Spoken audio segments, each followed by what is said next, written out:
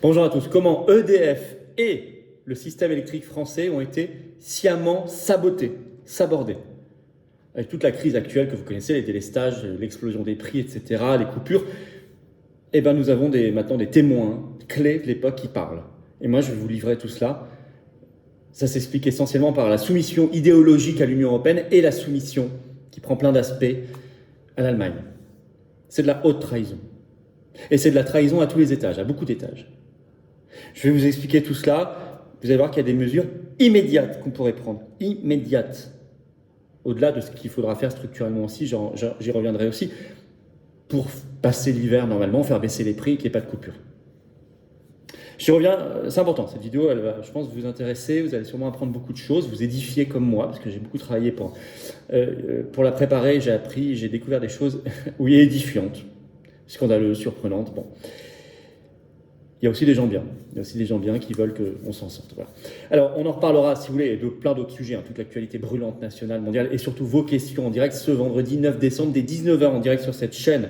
Rameuter aussi du monde, peut-être des gens qui n'ont jamais participé à nos directs du vendredi, c'est à 19h. J'ai hâte de prendre vos questions. Soyez au rendez-vous, bien évidemment, et diffusez le lien partout. Vous avez noté le grand rendez-vous national de la résistance, un grand cortège national avec des drapeaux français qu'on doit ramener ce samedi 17 décembre. 14h, rendez-vous à Paris, place des Victoires. On aura du beau monde, des grandes figures de la résistance, beaucoup de monde d'après ce que j'ai entendu, qui vient de toute la France et même au-delà. Les coupures de courant, le masque, les suspendus bien évidemment, l'appauvrissement général, enfin tout ce qui, les libertés, la souveraineté, la paix, tout ce qui nous occupe, ce sera au cœur de tout cela. Il faut être là, très très très très nombreux. Abonnez-vous d'ici là à cette chaîne YouTube si vous voulez bien, le petit bouton s'abonner, vous cliquez dessus, c'est instantané, c'est gratuit. Je vous demande de le faire parce que je vois qu'il y a des gens qui regardent les vidéos et qui ne le font pas. Je pense que c'est pas du tout parce qu'ils n'ont pas envie ou qu'ils n'ont pas envie de le faire, c'est simplement parce qu'ils n'y pensent pas. Or, ils m'entendent le dire. S'il vous plaît, faites-le peut-être maintenant. Le petit clic, je vous assure, ça change beaucoup. Ça permet une meilleure visibilité de ces vidéos qui sont alors découvertes, repérées par des gens qui ne nous connaissent pas encore.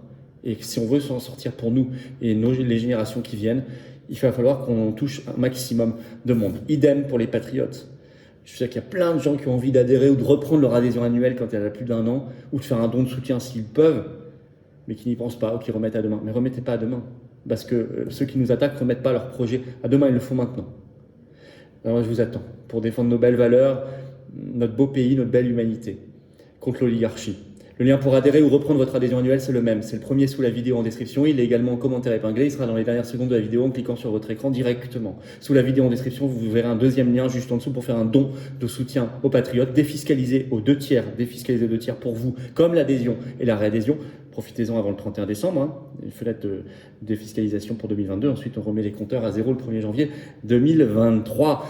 Et puis, vous aiderez par un don à faire ce qu'on fait. Ça coûte cher, il y a l'inflation. Des dons supérieurs à 500 €, il y a un service personnalisé. C'est expliqué sur le site. Mais dans tous les cas, quel que soit le montant, c'est utile, vital et défiscalisé. Bravo aux donateurs et aux réadhérents du fond du cœur, très sincèrement. Et bienvenue aux nouveaux adhérents patriotes. Allez, sabordage voulu d'EDF et de notre service public de l'électricité qui a été construit, il faut le dire, par des gens remarquables, des ouvriers, des chercheurs, des ingénieurs qui ont fait, des salariés qui ont fait des choses absolument magnifiques, qui continuent de le faire d'ailleurs dans des conditions très compliquées. On leur met des bâtons dans les roues, mais il y a eu un sabotage, un sabordage. Voici la vérité sur une trahison organisée. Bien sûr, pourquoi maintenant? Parce qu'on est en pleine crise énergétique qui ne vient pas de nulle part, qui est organisée, qui est le résultat de choix conscients. Eh bien, pendant cette crise, naturellement, comme pendant toute crise, beaucoup de choses remontent à la surface et sont révélées. Parce que la situation, effectivement, elle est dramatique et inadmissible. Il y a ces risques de coupure, de délestage, comme ils disent, avec les délestables, les gens qui peuvent être délestés cet hiver, on en fait partie. Confère mes récentes vidéos, toutes récentes vidéos, je vous explique, c'est un caractère inadmissible avec ces dangers économiques, sociaux, humains derrière. Et puis, il y a le problème des tarifs, ce qui est un drame pour des millions de familles françaises. Par exemple, selon le site officiel, EU Energy Live, qui est un site qui reprend les prix officiels de l'énergie en temps réel sur le marché européen de l'électricité, ce 8 décembre, la France paye, ce 8 décembre, l'électricité la plus chère en Europe.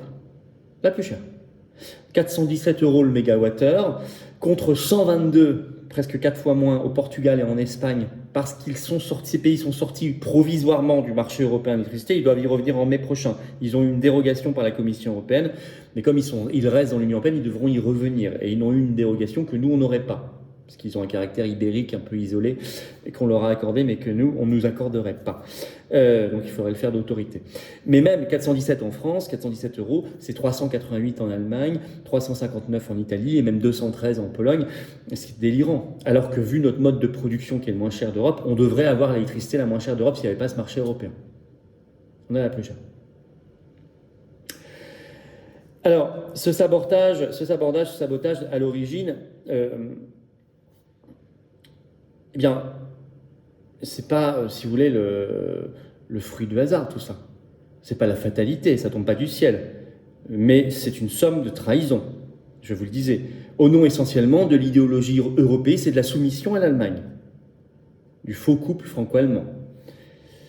Alors pour ça, on va se référer à plusieurs sources, alors, notamment une audition importante à l'Assemblée nationale toute récente, je vais vous en reparler, mais aussi je vous invite à vous abonner à ce compte Twitter si vous y êtes. Alors le mien c'est F-Philippot, pour ceux qui ne me suivent pas encore sur Twitter, faites-le, F-Philippot. Mais sinon il y a le compte Twitter Documentaire et Vérité, qui est en fait une association loi 1900 qui réalise des documentaires avec des réalisateurs très sérieux. Et ils ont fait plusieurs films, dont Nucléaire le film et Éolienne le film, qui ont un grand intérêt parce qu'ils interrogent des face caméra, donc il n'y a pas de travestissement, il n'y a pas de mensonge possible, des témoins, des acteurs clés récents ou de l'époque qui maintenant parlent librement. Et des gens, vous verrez même que vous connaissez. C'est très très très intéressant. Par exemple, on peut citer ce que dit face caméra Hervé Macheneau. Vous ne connaissez pas, moi je ne le connaissais pas non plus, mais il avait un rôle important, il était directeur de production d'EDF. Et il parle, parce qu'il l'a vécu, lui, en temps réel, autour de la table de négociation, dans les instances européennes, de la création du marché européen d'électricité. Il en parle, fin des années 90, début des années 2000. Et il dit que il a entendu un représentant dans ces réunions européennes du pool énergétique allemand, donc qui représentait les intérêts allemands, déclarer ceci, je vous cite, « Si jamais on avait un réseau unique européen d'électricité, on serait inondé de l'énergie d'origine nucléaire d'EDF. » En effet, parce que, précise Hervé Macheneau, je cite, « Le parc installé d'EDF était de très loin le plus sûr et le plus économique d'Europe. » Donc oui, ils auraient gagné la mise, ils auraient remporté la mise.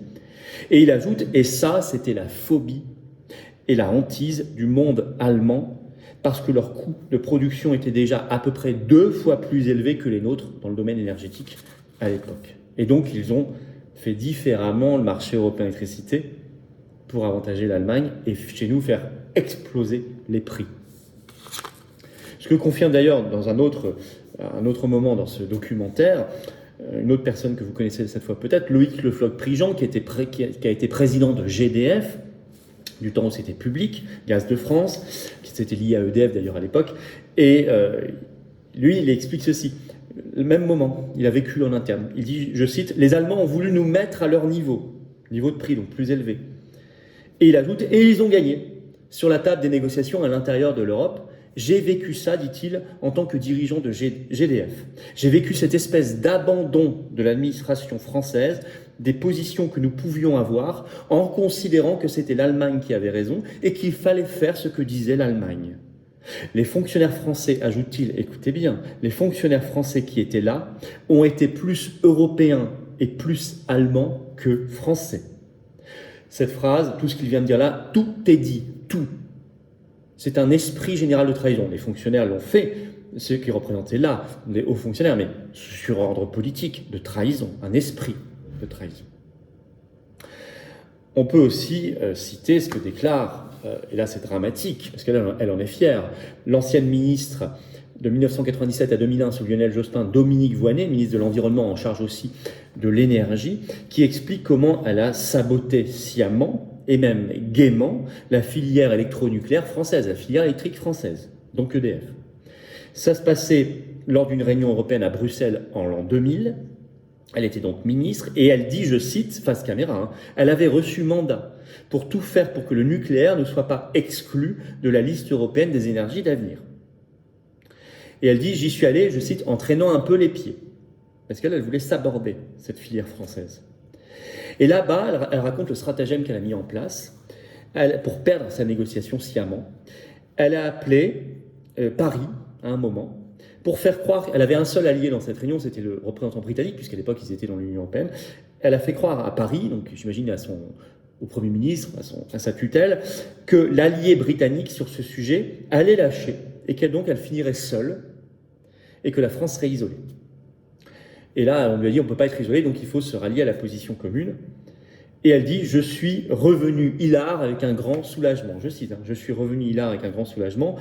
Elle dit « On s'est rallié à la position commune », ce qui veut dire que le nucléaire n'était pas retenu comme technologie pour le mécanisme européen de développement durable. Voilà. Avec comme conséquence, quelques années plus tard, qu'on remet du charbon partout. Ça valait le coup. Et qu'on a mis des éoliennes absolument partout, qui sont l'inverse de la défense de l'environnement. Il faut aussi écouter, c'est assez long, mais je vais vous en tirer le miel, Yves Bréchet, qui était auditionné par une commission à l'Assemblée nationale ce 29 novembre. La vidéo est en ligne sur YouTube. C'est l'ancien, alors c'est qui? C'est un ancien haut-commissaire à l'énergie atomique entre 2012 et 2018, donc c'est assez récent, et il est membre de l'Académie des sciences, Yves Bréchet, et il parle, je cite, pour gérer actuellement la gestion de la politique énergétique de la France relève selon lui d'un canard sans tête. Et il parle du marché européen, toujours l'électricité, en disant, je cite, on a un défaut caractéristique d'une idéologie ultralibérale. Il ajoute, on a fabriqué un truc qui est un outil de spéculation pure, qui fait gagner de l'argent à des gens qui n'ont pas produit un électron d'électricité. Il ajoute, un peu pour résumer, c'est à hurler de rire ou à pleurer. 3 petits points. Et évidemment, c'est plutôt à pleurer. Alors, je voulais vous parler de tout ça, c'est pas exhaustif, enfin, ce sont quand même des témoignages de gens clés qui avaient des postes très importants, qui ont vécu ça de l'intérieur et qui parlent maintenant très librement. Donc, si vous voulez, c'est très intéressant, on voit ce qui s'est vraiment passé. Soumission à une idéologie qui fait passer les intérêts nationaux, les intérêts du peuple après tout. Soumission à l'Allemagne pour 1000 raisons, peut-être des raisons très sombres par ailleurs, mais aussi des raisons de sentiment d'infériorité, de volonté de courir après le souhait d'être aimé, je ne sais pas. En tout cas, ce qu'on pourrait faire tout de suite, avant même le Frexit, c'est quitter unilatéralement le marché européen de l'électricité. Là, on peut le faire demain. Nous en avons la possibilité, nous avons le réseau pour le faire. Inutile de demander à la Commission européenne de déposer un dossier qui sera traité dans 6 mois. De toute façon, on n'aura pas la dérogation. Il faut quitter le marché européen de l'électricité. Et ça, on doit vraiment l'exiger. Vraiment l'exiger. On le criera haut et fort d'ailleurs le 17 décembre, tout de suite. Puis, évidemment, structurellement, il faut faire le Frexit. Sinon, ce ne sera pas suffisant. Il faut quitter l'Union européenne, il faut être libre et souverain. Par ailleurs, il faut stopper notre soumission, je dirais politique, économique, énergétique, mentale et psychologique aussi, aux Allemands, à l'Allemagne. Moi, j'ai un grand respect pour tous les peuples du monde, tous les pays du monde, il n'y a pas de problème. Mais je veux que nos gouvernements nous défendent, pas qu'ils se soumettent, pas qu'ils nous trahissent. Il faut juger d'ailleurs les traîtres, à tout niveau. Il faudra juger les traîtres. Ça se fera. Ne vous inquiétez pas, on ne lâchera pas le morceau. Dans l'histoire jugera aussi, elle. On peut aussi faire quelque chose tout de suite, enfin tout de suite, il faudra quelques mois quand même. Mais en tout cas, on peut lancer le chantier tout de suite, parce qu'on le sait maintenant, c'était sur BFM TV ce 6 décembre, Anne Lauvergeon, qui a dirigé Areva, a dit ceci, je vous cite, elle a déclaré ceci, je vous le cite. C'est tout à fait possible de rouvrir Fessenheim, la centrale fermée par Hollande et Macron. Il faudrait remettre les pièces détachées qui sont parties, car elle explique que des pièces détachées ont été prises et remises dans d'autres instances, enfin lieux d'EDF, mais il faudrait les récupérer ou en prendre d'autres, et ce n'est pas des choses stratégiques, et remettre, et on pourrait faire remarcher tout ça. Bon, vaut mieux effectivement faire ça que ce qu'on vient de faire il y a quelques jours, c'est rouvrir la très polluante centrale à charbon en Moselle de Saint-Avold, qui devait être fermée normalement fin mars dernier. Vous avez suivi l'affaire. Et importer massivement du gaz de schiste américain, etc. C'est l'horreur absolue. Voilà ce que je voulais vous dire, c'est très important je crois. Faites circuler s'il vous plaît cette vidéo, abonnez-vous à cette chaîne, petit bouton en dessous, cliquez dessus. Je sais qu'il y a des gens qui veulent me faire plaisir en s'abonnant, mais qui ne le font pas, ils repoussent à demain, ou ils n'y pensent pas, ou c'est pas leur truc, mais faites que ce soit un peu votre truc, s'il vous plaît. Petit bouton, cliquez dessus, c'est instantané. Vraiment, je vous remercie infiniment, je remercie ceux qui se sont abonnés récemment aussi, parce que vous permettez une meilleure visibilité de ces vidéos, c'est comme ça que fonctionnent les algorithmes de YouTube. On se retrouve ce vendredi 9 décembre 19h pour le direct ici, préparez, réfléchissez à vos questions, ramenez du monde, ça va être passionnant. Actualité nationale et mondiale chaude, brûlant, les dossiers chauds. Et puis, on se retrouve samedi 17 décembre, 14h, Paris, pour le cortège national, le rendez-vous de la résistance. Rendez-vous place des Victoires. On aura l'occasion d'en reparler, mais organisez-vous. Je vous attends, patriotes. Pour adhérer ou réadhérer, c'est le premier lien sous la vidéo en description. C'est également un lien en commentaire épinglé dans quelques secondes en cliquant sur votre écran. Cette carte orange, c'est la vôtre. Cette carte orange, c'est l'espérance. Cette carte orange, c'est l'avenir. Cette carte orange, c'est la liberté. Cette carte orange, c'est la souveraineté. Cette carte orange, c'est le patriotisme et l'humanité. Et oui, c'est tout ça. C'est tout ça. Un combat populaire de résistance contre l'oligarchie. Sans aucune aide, de rien, ni des banques, ni de l'État, ni de rien. Vous pouvez faire également un don de soutien aux patriotes, c'est le deuxième lien sous la vidéo en description.